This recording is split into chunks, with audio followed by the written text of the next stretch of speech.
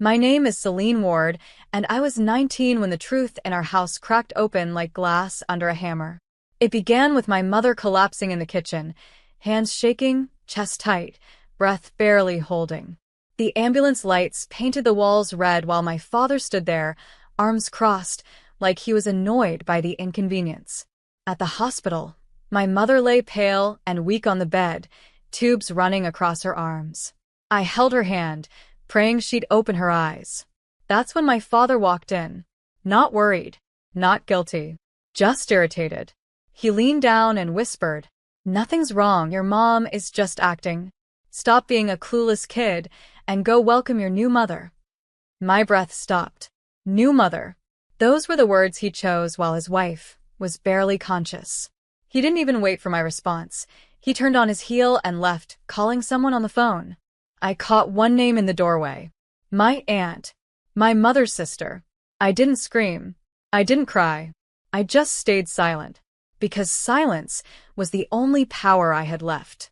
Years later, after destroying our family, he returned, demanding I raise the children he'd had with her. And that was the moment he learned. The quiet ones remember everything. And I was done being silent. My father always mistook my silence for obedience.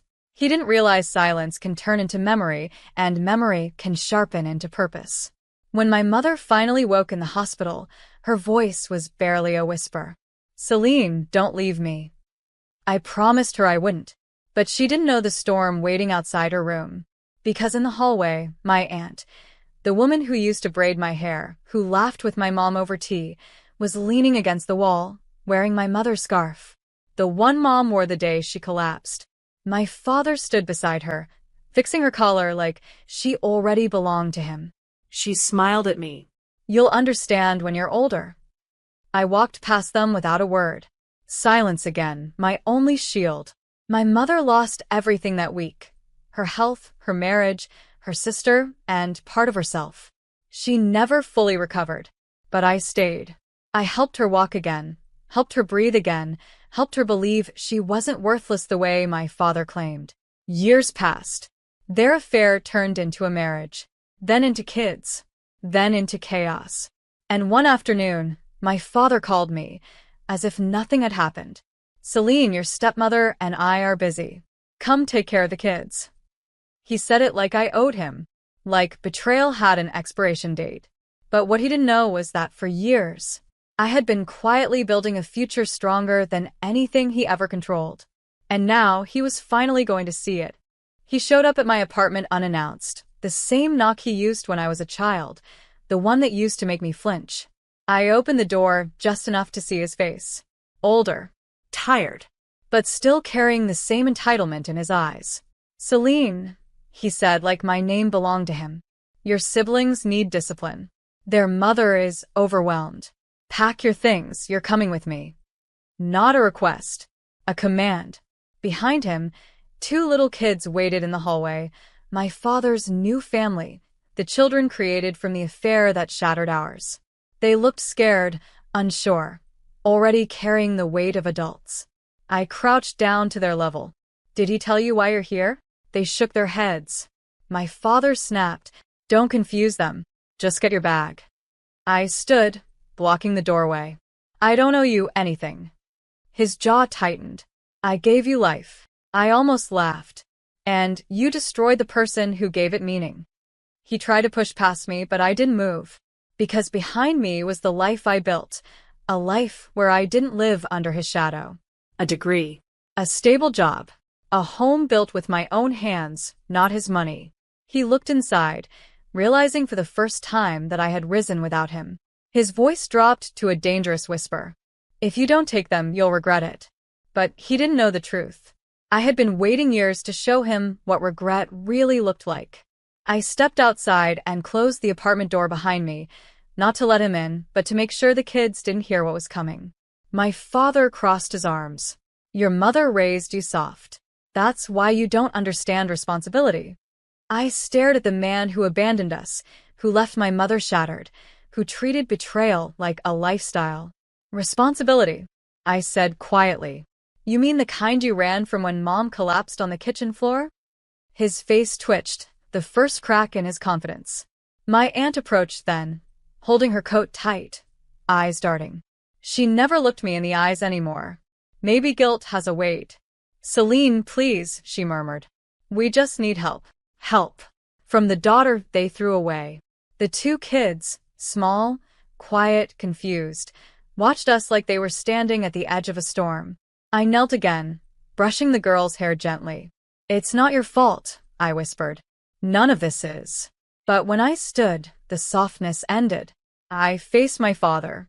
My voice didn't rise. It didn't need to. "You chose your family the day you betrayed my mother. Raise them yourself." He stepped closer. "You'll come crawling back, Celine. You always do." Not anymore. Because he didn't know the life I'd built, or the power I now held. A power he was about to see in a way he'd never expected. He followed me down the apartment walkway, his footsteps sharp and angry against the concrete. The kids trailed behind him quietly, their small hands gripping each other. My aunt stayed near the car, avoiding my eyes like the truth was too bright to look at. "Celine," my father snapped, "stop acting high and mighty. You owe this family." I turned slowly. "Which family?" My voice was soft, but it hit him harder than shouting ever could. "The one you built by destroying the first?" His jaw clenched. "Your mother was weak. She couldn't handle the truth." The truth. That word tasted like poison in my mouth. My mom spent months recovering physically, mentally, emotionally, while he played house with my aunt. I worked nights, cared for her, helped her breathe through panic attacks he caused while he rewrote history to make himself the victim. I took a quiet breath. "I don't owe you children," I said. "And I don't owe you forgiveness." His voice dropped dangerously. "You want to play independent? Fine. But don't forget, I know where you work." I smiled. That was the moment I'd waited for. Because he didn't know that the company I worked for had recently changed ownership. He didn't know the new legal restructuring. He didn't know the new board rules. He didn't know that after years of silence, I finally had the power to expose everything he'd buried. And tomorrow, he was going to walk into a meeting that would shatter his world.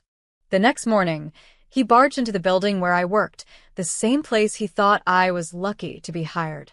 He didn't know I wasn't just an employee anymore. Because 3 weeks earlier, during a company restructuring, I had been promoted into a position he never imagined someone like me could earn. Compliance and ethics oversight. A department with the authority to review employee conduct, including his. He marched through the lobby with the confidence of someone who believed the world still bent for him. My aunt trailed behind, flustered, dragging the kids along. "Where's Celine?" he barked at the receptionist. The receptionist glanced at me, standing a few steps behind him, and her expression softened. "Right there, sir." He spun around. I stood still, calm, clipboard in hand. "What is this?" he demanded. "You work in HR now, or something?" I met his eyes without fear. "I oversee internal investigations." His face fell. Just slightly, but enough. I held out a file. He didn't take it, so I placed it on the counter. Inside were documents. Financial records. Timeline inconsistencies. Reports of workplace misconduct from employees he'd terrified for years. He paled. "You can't be serious." I leaned in just a little. "Dad, you taught me silence. You taught me watching. You taught me endurance." I paused. "But you never taught me what to do once I had evidence." His throat tightened, because for the first time in his life, I wasn't the child he could control. I was the woman who finally had the truth and the authority to weaponize it. He grabbed the file with a jerky motion, flipping through the pages like he expected the words to rearrange themselves into something harmless. But every line, every signature, every timestamp was a mirror, reflecting years of manipulation, intimidation, and misconduct he thought no one noticed. My aunt's voice trembled. "Celine, please don't do this. We have kids. We'll lose everything." I looked at the children, innocent, wide-eyed, gripping each other's hands. They didn't deserve this.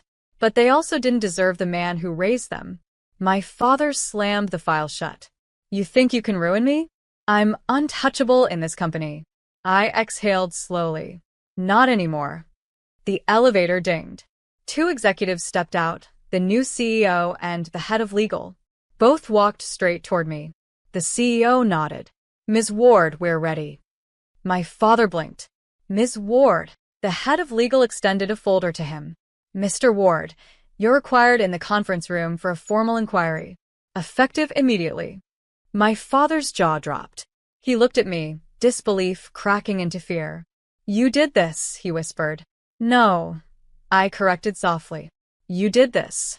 I just stopped covering for you. Security approached. My aunt started crying. My father stepped backward as if the floor was collapsing beneath him. And the truth was, It was. because the next room, the room he was being escorted into, held the final revelation. The one that would end everything. He walked into the conference room like a man marching toward his own verdict. The executives sat in a straight line, folders open, screens glowing with documents he never thought anyone would see again. Security closed the door behind him. My father tried to reclaim his old arrogance. This is unnecessary. I've served this company for years. The CEO folded his hands. And in those years, you forged documents, redirected funds, intimidated staff, and violated ethics protocols repeatedly. My father's face collapsed. The head of legal slid a final document across the table. This file was submitted by Ms. Ward. He turned toward me, disbelief shaking his voice. You turned on your own father? I met his eyes, calm, steady, unbroken. You stopped being a father the day you destroyed our family. The door opened again. And my mother stepped inside, weak but standing. Her hands trembled, yet her eyes were stronger than I'd seen in years. My father froze. You came here? My mother nodded. To witness the truth. The CEO spoke firmly. Effective immediately, you are terminated. A criminal investigation will follow. My father's knees nearly buckled. My aunt broke down completely. The kids clung to each other, silent witnesses to the fall of the man who pretended to lead them. I walked forward, placing the final file in front of him. The one detailing every lie he told about my mother. This is my revenge, I whispered. Not cruelty. Accountability. He looked shattered. I took my mother's hand. As we walked out together, I finally felt the weight lift, years of silence dissolving into something new. Freedom.